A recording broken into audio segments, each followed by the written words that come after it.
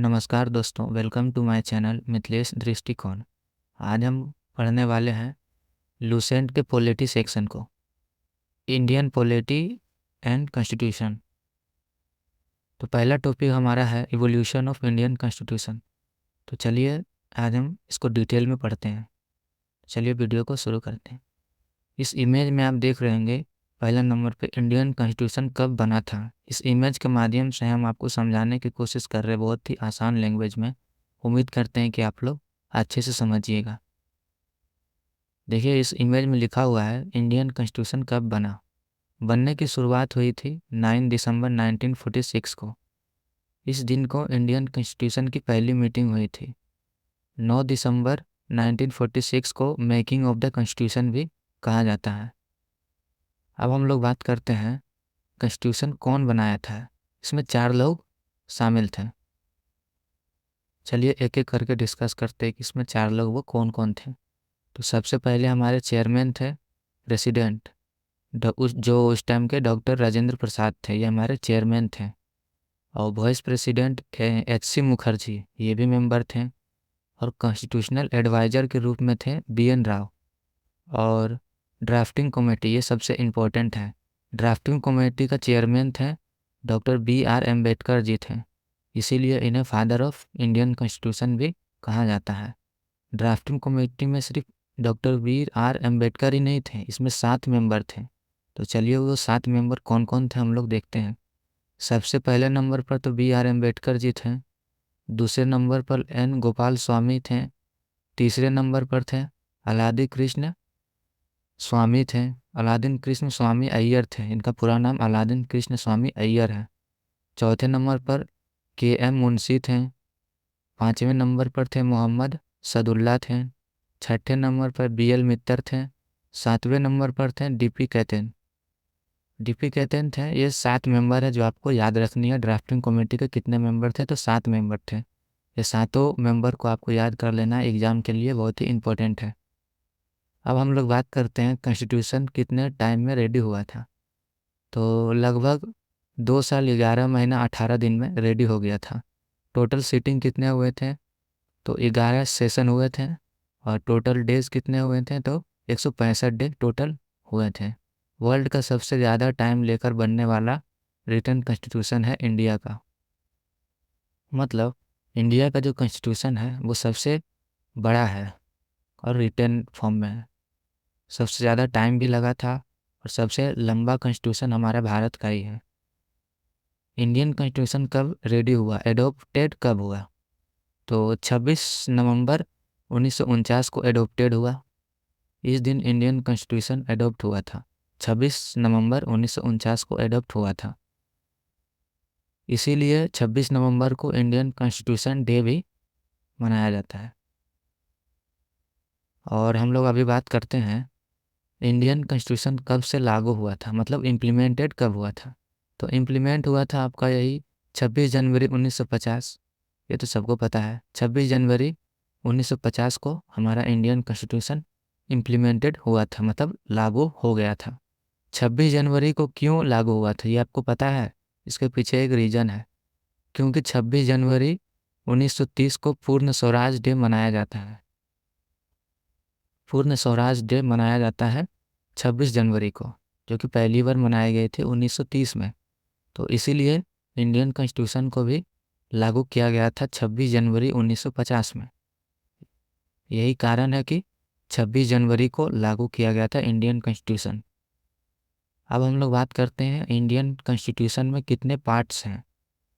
तो पहले पार्ट्स कुछ और थे और अब पार्ट्स कुछ बढ़ गए हैं, तो वो भी हम लोग इस वीडियो में डिस्कस करेंगे। जैसे कि तो चलिए अब हम बात करते हैं इंडियन कॉन्स्टिट्यूशन में कितने पार्ट्स हैं। तो पहले इंडियन कॉन्स्टिट्यूशन 1950 में 22 पार्ट्स थे, लेकिन अब कितने हो गए हैं, अब कुछ पार्ट्स बढ़ चुके हैं, जो आज हम लोग इस वीडियो में भी डिस्कस करेंगे कि क्या क्या बढ़े हैं। देखिए इस इमेज में आप देख सकते हैं पहले 1950 में 22 पार्ट्स थे, अब प्रेजेंट में कितने हो गए हैं, 25 पार्ट्स हो गए हैं। 3 पार्ट्स ऐड हुए हैं, चलिए वो भी हम लोग डिस्कस कर लेते हैं। पार्ट 9A म्यूनसिपाल्टीज़ को ऐड किए गए हैं। पार्ट 9B कॉरपोरेटिव सोसाइटीज़ को ऐड किए गए हैं। पार्ट 14A ट्रिब्यूनल्स को ऐड किए गए हैं। ये 3 पार्ट्स जो है हमारे बढ़ चुके हैं, तो तीनों मिला करके हमारे हो गए हैं 25 पार्ट्स। तो ये थे हमारे 3 जो नए ऐड हुए हैं, ये भी हमने डिस्कस कर दिया। अब हम बात करते हैं इंडियन कॉन्स्टिट्यूशन के कितने आर्टिकल्स हैं। पहले 1950 में 395 आर्टिकल्स थे। अब प्रेजेंट में कितने हो गए हैं? 448 आर्टिकल्स हो गए हैं, 448 आर्टिकल्स हो चुके हैं। आर्टिकल बढ़ने के रीज़न क्या है? अमेंडमेंट, न्यू राइट और प्रोविज़न ऐड होना। यही कारण है कि पहले कितने थे 1950 में? 395, और अब प्रेजेंट में कितने हो गए हैं? 448 हो चुके हैं।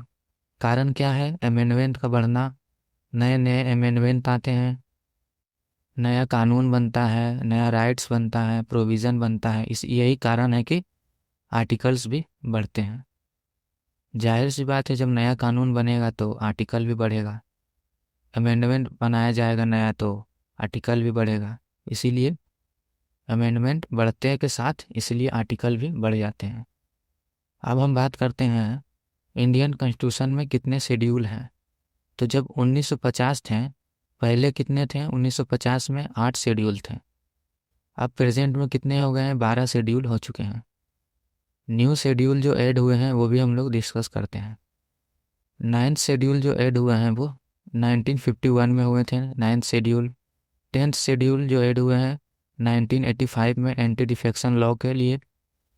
11th शेड्यूल 1992 में पंचायत के लिए। 12th शेड्यूल 1992 म्यूनसिपाल्टीज़ के लिए।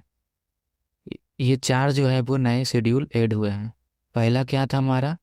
9th शेड्यूल 1951 में। 10th शेड्यूल कब आया हमारा? एंटी डिफेक्शन लॉ 1985 में हमारा 10th शेड्यूल आया। किसके लिए आया? एंटी डिफेक्शन लॉ के लिए। 11th शेड्यूल किसके लिए है और कब आया? 11th शेड्यूल पंचायत के लिए है, 1992 में आया। 12th शेड्यूल कब आया और किसके लिए है? 12th शेड्यूल म्यूनसिपाल्टीज़ के लिए है, 1992 में आया। एक नज़र इस टेबल पर आप देख लीजिए। इस टेबल में हमने अच्छे से बना करके आपको समझाने की कोशिश की है फीचर्स। तो देख लीजिए इसमें फीचर्स 1950 में और अब। तो पार्ट्स कितने थे? 1950 में 22 पार्ट्स थे, अब कितने हो गए हैं? 25। आर्टिकल कितने थे 1950 में? तो 395, अब कितने हो गए हैं? 448। शेड्यूल कितने थे 1950 में? 8 शेड्यूल, अब कितने हो गए हैं? 12 शेड्यूल। टाइम टेकन, हमारा कॉन्स्टिट्यूशन बनने में कितना टाइम लगा था? 2 साल 11 महीना 18 दिन का समय लगा था। ये लास्ट में हम लोग देख लेते हैं कि एग्ज़ाम के लिए क्या क्या इम्पोर्टेंट है, इससे क्या क्या क्वेश्चंस बन सकती है। Important extra fact for exams. तो सबसे पहला क्वेश्चन तो आपसे यही पूछ सकता है कि वर्ल्ड का लॉन्गेस्ट रिटन कॉन्स्टिट्यूशन कौन सा है? तो वो हमारा इंडिया का है, भारत का है। दूसरे नंबर पर आपसे पूछ सकता है कि इंडियन कॉन्स्टिट्यूशन कैसा है, ओरल है या लिखित है? तो इंडियन कॉन्स्टिट्यूशन ओरिजिनल रिटन है, हैंड रिटन कॉन्स्टिट्यूशन है हमारा। किसने लिखा था? तो प्रेम बिहारी नरेंद्र रायजादा, इसी ने हमारे इंडियन कॉन्स्टिट्यूशन को अपने हैंडराइटिंग में लिखा था। प्रेम बिहारी नरेंद्र रायजादा, इस नाम को आप याद रखिएगा। इसी ने हमारा इंडियन कॉन्स्टिट्यूशन को अपने हाथों से लिखा था। ओरिजिनल कॉपीज़ किस लैंग्वेज में है? हमारा कॉन्स्टिट्यूशन किस लैंग्वेज में लिखी गई थी? तो हिंदी और इंग्लिश दोनों में लिखी गई है। फंडामेंटल राइट्स कौन से पार्ट्स में आते हैं? तो पार्ट 3 में आते हैं। डायरेक्टिव प्रिंसिपल कौन से पार्ट में आते हैं? तो पार्ट 4 में आते हैं। फंडामेंटल ड्यूटीज़ कौन से पार्ट में आते हैं? तो 4A में आते हैं। इवोल्यूशन ऑफ इंडियन कॉन्स्टिट्यूशन से आपको बस इतना ही याद करना है, यही क्वेश्चन सिर्फ बन सकते हैं कि इंडिया का कॉन्स्टिट्यूशन लिखित है या ओरल है? तो लिखित है। लॉन्गेस्ट कॉन्स्टिट्यूशन कौन सा है? तो इंडिया का ही है। और इंडियन कॉन्स्टिट्यूशन किसने लिखा था अपने हाथों से? तो प्रेम बिहारी नरेंद्र रायजादा ने लिखा था। कौन सा लैंग्वेज में लिखी गई हमारे इंडियन कॉन्स्टिट्यूशन को? तो हिंदी इंग्लिश दोनों में लिखी गई है। और ये आपको पार्ट्स पूछ लिए जाएंगे कि फंडामेंटल राइट कौन से पार्ट में है? तो 3 में है। डायरेक्टिव प्रिंसिपल कौन से पार्ट में है? तो 4 में है। फंडामेंटल ड्यूटीज़ कौन से पार्ट में है, तो 4A में है। तो ये थी आज हमारी full detail video evolution of Indian constitution. Thank you.